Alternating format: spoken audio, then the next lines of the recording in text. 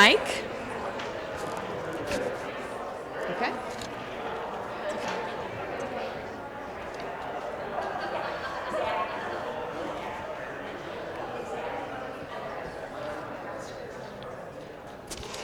Okay, hello. Can you hear me? It's not on yet. Okay, there we are. Wow, now it really is on. Thank you all for coming today, and my apologies for the delay. We were working on getting the live stream going, and so I really appreciate your patience. But we're thrilled to have you here for this Midwest Resilient Cities Summit on strengthening equity in a changing climate. I'm Kathleen Kelly. I'm a senior fellow with the Center for American Progress.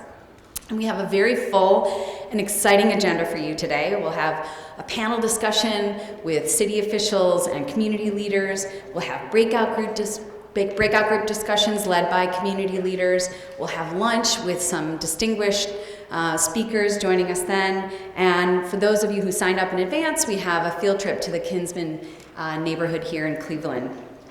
And just as a housekeeping issue, the restrooms are right out these doors. We will have a break, but please feel free to leave if you need to.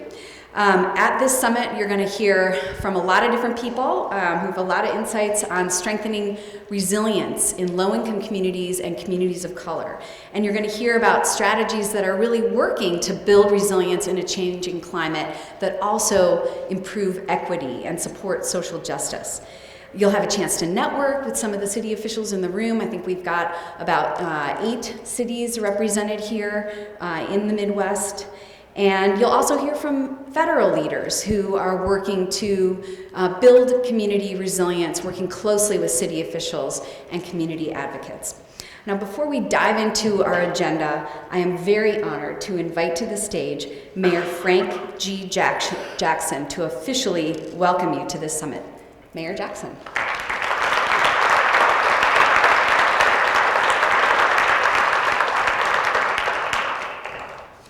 Good morning. And how are you this morning? Good, good. You know, I want to also welcome everyone to the Midwest Resilient City Summit, Building Equity in a Changing Climate. A special welcome to Ms. Goldfuss from the White House and Mr. Riley from HUD. You know, we in Cleveland take this serious and really have done some things, I think, in this direction already, where we formed, I think in 2009, we started Sustainable Cleveland 2019. And the purpose of that was to look at how can we transform our economy into a sustainable economy by the year 2019. Now, this is not just dealing with the business end, it's all in sustainable practices. It's also looking at how do we operate as an economy. Are we in an exploitive mode or are we in an equity mode? And each year we look at what we call celebration years.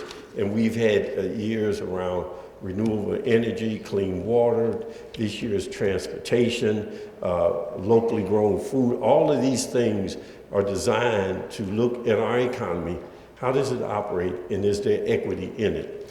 So I understand what is attempting to be done. I always caution people, however, that we should not just get caught up in our own heads. Because when we do these things, and if we do it right, it's not going to be, we are not going to just feel good all the time, which means we may not always get along all the time. But if we're doing it and we're doing it for the right reason, it is those kind of times that is indicating that we're making the necessary changes we need to make in order to move the agenda forward. So again, welcome to Cleveland, and I hope you have a good time while you're here. Thank you.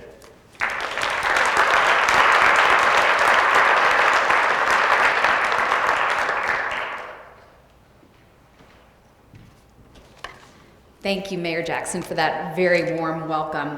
It is my honor now to introduce Christy Goldfuss. She is the Managing Director at the White House Council on Environmental Quality. Christy helps develop the administration's environmental and energy policies, and she works very closely with all the federal agencies, including HUD, to implement them. She helps to oversee the President's Climate Change Action Plan and is developing new strategies to tackle the global challenge of climate change. She also leads work to advance the President's agenda to protect the lands and waters that Americans value.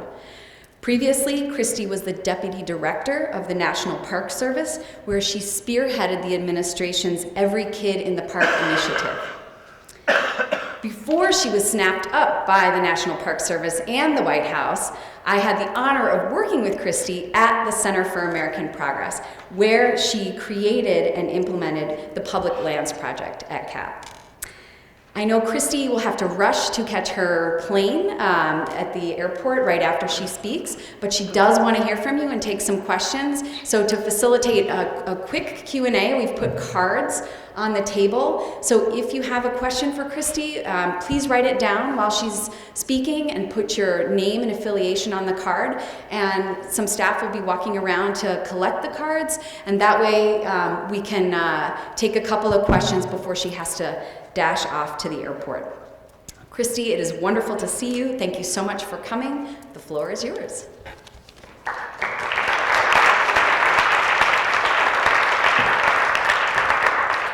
Good morning, everyone. Thank you, Kathleen. Thank you to the mayor for having me here today. I have to say, this is my first trip to Cleveland.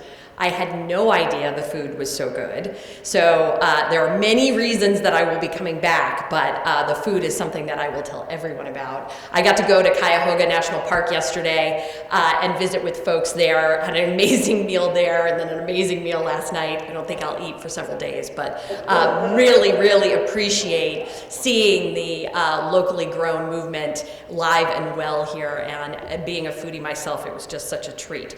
So thank you to everyone for having me today. Also want to quickly thank the mayor's sustainability team, Janina McGowan, who we had dinner last night. It was great to meet you. Also, Chief of Sustainability Matt Gray, and the director of who's the director of the mayor's sustainability office. I also want to acknowledge a few of the other cities that are here who have really been taking a leadership role in addressing climate resilience in low-income areas. Chicago, Detroit, Ann Arbor, Toledo, and also St. Paul. So we're seeing quite a movement pop up across the nation as cities really take the lead here. This week will mark a historic moment for climate action. On Friday, no coincidence, it's Earth Day, Secretary Kerry will join leaders from around the world, including China, to sign the Paris Agreement in New York City. This moment is huge. The global community will come together, taking one of the biggest steps ever to address climate change, and will put us on the right path to protect our planet for future generations. But everyone in this room knows this is just the beginning, and it certainly doesn't go far enough. Every day, communities around the world are facing the devastating impacts of climate change and being forced to make difficult decisions to prepare for the worst. And it's the most vulnerable, low-income communities that bear the worst impacts despite having the least resources to cope with them. While along the coasts, whole communities are being forced to relocate due to sea level rise, right here what we're seeing in the Midwest is urban and low-income communities that are at the most risk. And as many of you know, or some might even remember, in the summer of '95, Chicago experienced a really heartbreaking and crippling heat wave, catching the city unprepared. On that Thursday, the temperature hit 106 degrees with a heat index above 120. Throughout the city, close to 50,000 homes went without electricity, which of course meant no air conditioning. Residents opened more than 3,000 hydrants, leading to record water use. Children in school buses were so hot that when they arrived home, the fire department greeted them to actually help cool them down. There were many of children who actually went to the hospital.